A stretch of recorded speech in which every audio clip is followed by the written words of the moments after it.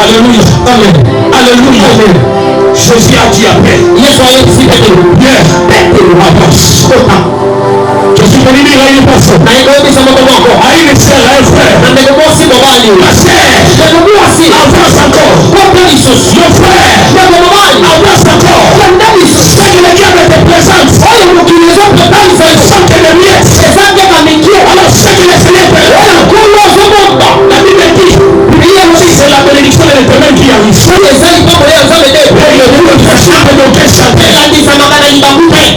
le monde te présente aujourd'hui, n'est que éphémère. Mais c'est que le Seigneur va finir tellement que tu es impatient. Et voilà pourquoi tu es tenté de te réjouir de miettes que le diable te donne. Je ne sens que le printemps. Et ça va bien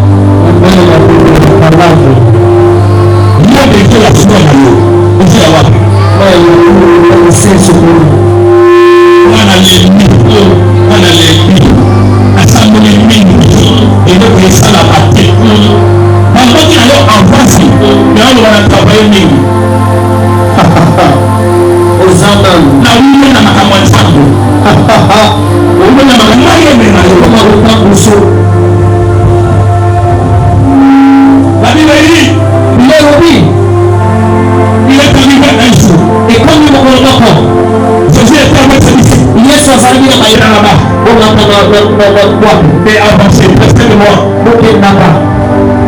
Moi je suis resté d'envoyer la foule. Oh, lui qui était le maître, lui qui devait partir, le disciple restait pour envoyer la foule. Mais il a dit au disciple, restez-moi. Il est resté, il a envoyé la foule. Si le rivage, il n'y avait pas de bateau. Il n'en peut pas. Il dit, je devais aller rejoindre mes disciples.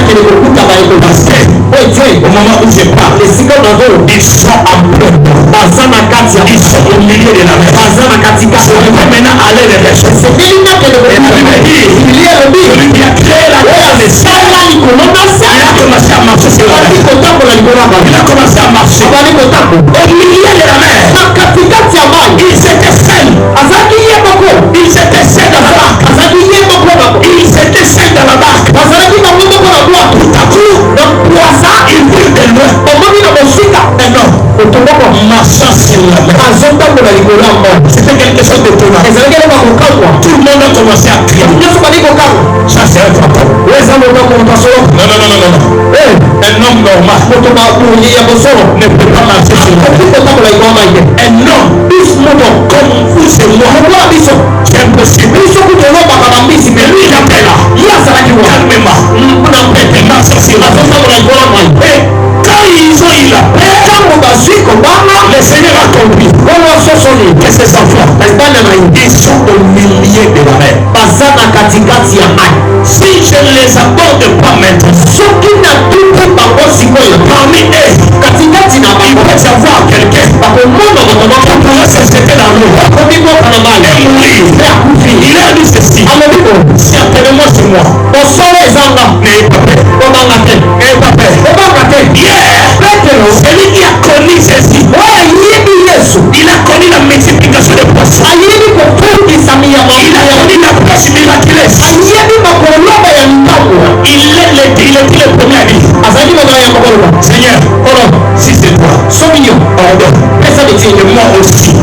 mais je viens vers toi. Mais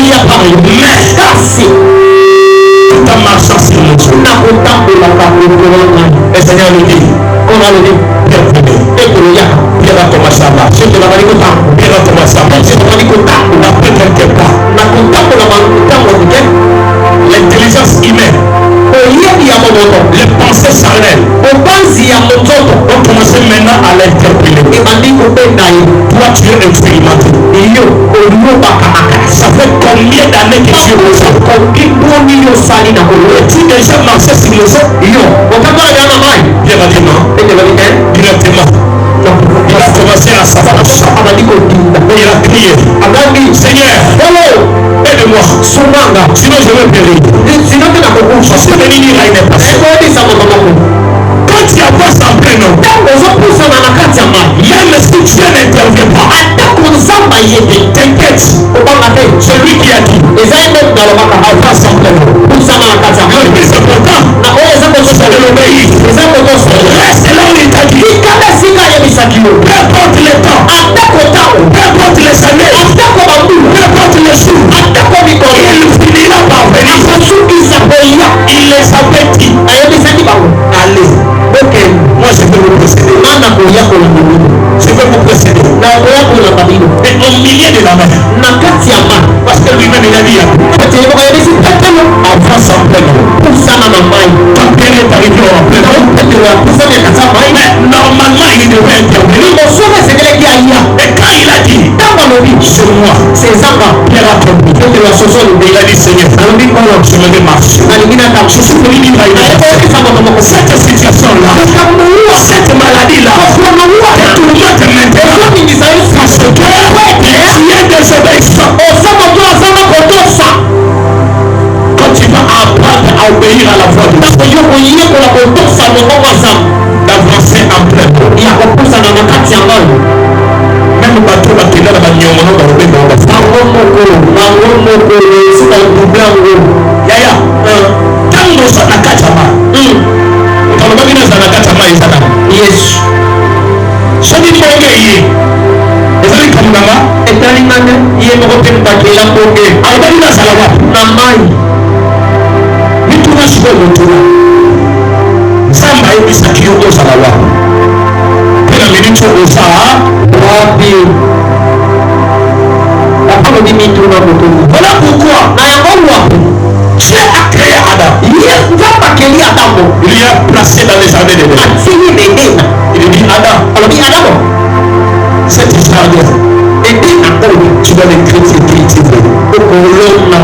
Tu dois prendre soin de ça. Chaque fois que le Seigneur venait, il trouvait Adam dans les jardins d'Éden. Quand il dit Adam, il dit le Seigneur me voit. Et lorsque Adam a quitté le jardin, Dieu est venu le chercher. Il n'a pas trouvé là où il était. Il y a un endroit que Dieu t'a établi. Parce que actuellement c'est là où tu te retrouves. Yaya, Nzambe a tué Adam et Ève. Mais après que Soumaka, Adam a besoin de continuer sur la personne. Il y a des personnes, ils ont un bateau à cause de l'issue. La bénédiction de ce femme va passer. Et qui va la voir. Et ça va où le cahier place à Tiaye. Azate, Osawapi. Ona koma na tabe. Kana nene lolo, mokile komo mimayo.